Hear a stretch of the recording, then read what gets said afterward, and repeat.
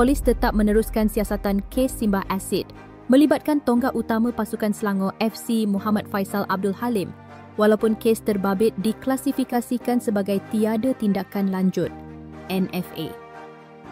Pengarah Jabatan Siasatan Jenayah Bukit Aman berkata status NFA merujuk kepada tangkapan 3 individu serta beberapa petunjuk termasuk rakaman kamera litar tertutup CCTV dan lakaran wajah yang diedarkan sebelum ini tidak mempunyai kaitan dengan kes terbabit.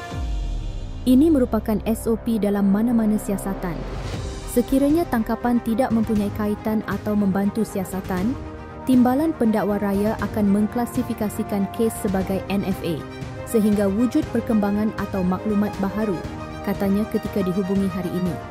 3 individu yang ditahan sebelum ini telah dibebaskan selepas siasatan mendapati suspek sebenar menggunakan nombor pendaftaran kenderaan palsu, manakala hasil analisis forensik terhadap telefon suspek tidak menunjukkan sebarang bukti penglibatan dalam kejadian berkenaan.